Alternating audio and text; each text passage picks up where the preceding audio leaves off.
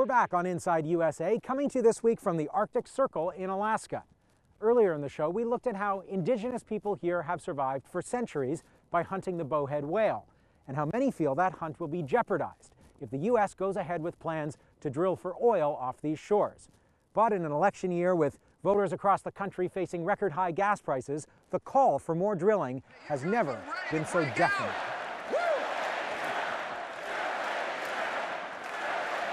Drill, baby, drill.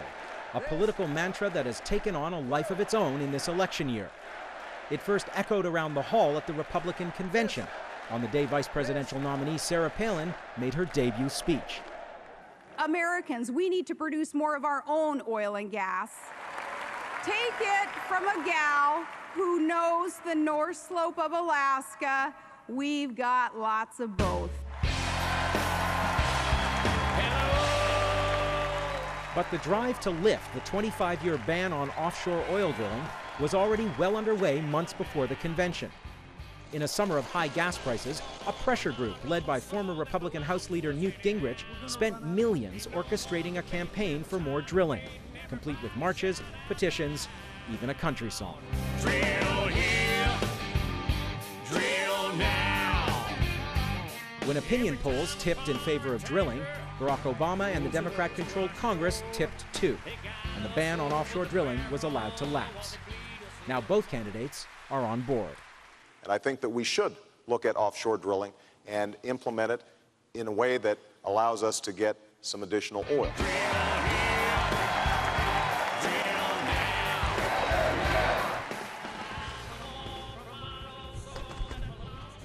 And so Alaska is once again on a frontier of U.S. policy, anticipating the latest gold rush. Sarah Palin's home state already receives 80% of its revenue from petroleum extraction.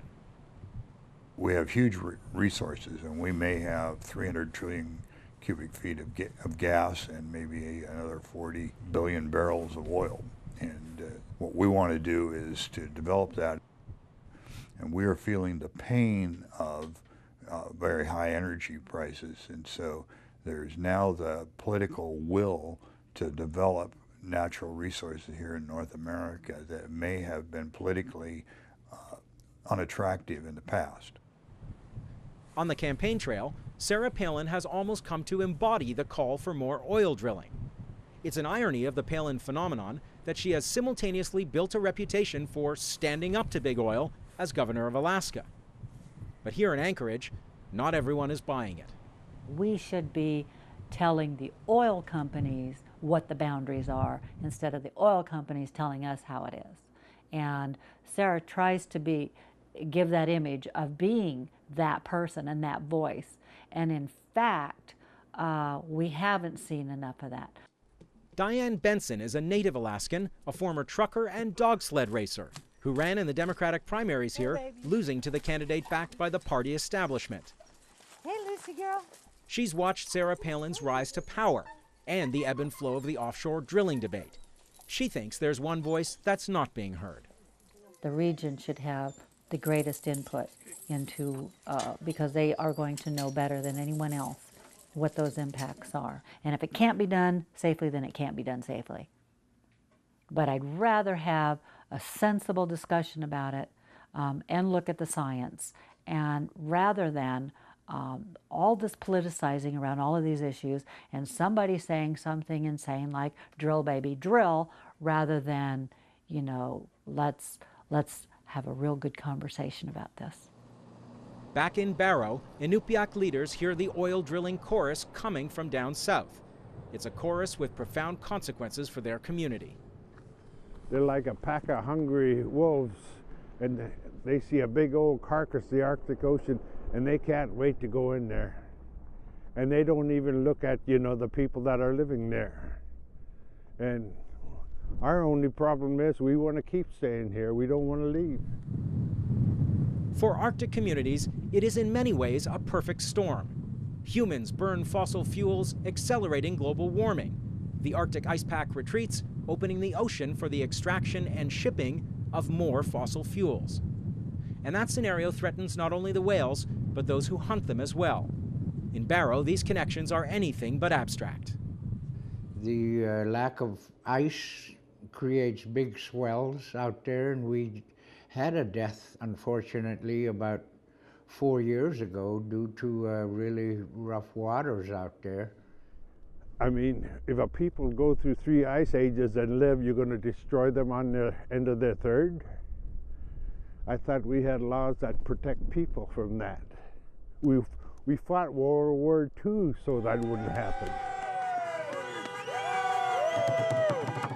It's midnight on day 1 of the whale hunt.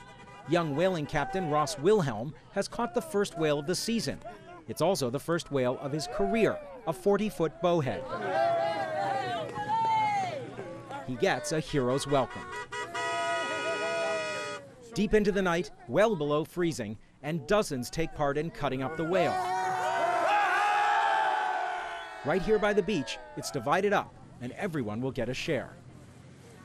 After you catch a whale, your whole family comes over. You're surrounded by people you love, who love you, and your heart is just so full of these feelings and emotions, you can't contain them. And so it's like the ultimate high. What it really boils down to is it's to feed the people. And that's the whole effort behind whaling, is to feed the people, and nobody goes hungry. You do it with honor, with integrity, and with humbleness. Going out there hauling ass, that's what gets me. That's what I like. With both national political parties now embracing offshore drilling, it looks like it'll be a matter of when, not if, the rigs come to Barrow's whaling grounds. Which raises a question that is painful for people here to contemplate. If the Inupiaq people lose the bowhead whale, what does the future of their world look like? Our culture could go up at just like that in the event of an oil spill. And as long as we stand together, you know, we're not going to lose. We're going to exist. We're going to survive. The acts of colonialism is over, and the strongest fighter against that is the United States. And we're going to have to tell them to put up or shut up. If there is an oil spill, can the people survive? The one constant about Inupiaq Eskimos is that we have always had the ability to adapt to change. And we don't even like to think about the future of our brothers and sisters, the bowhead whale. And that is why we fight. We are going to survive. And that's what this is about, is survival.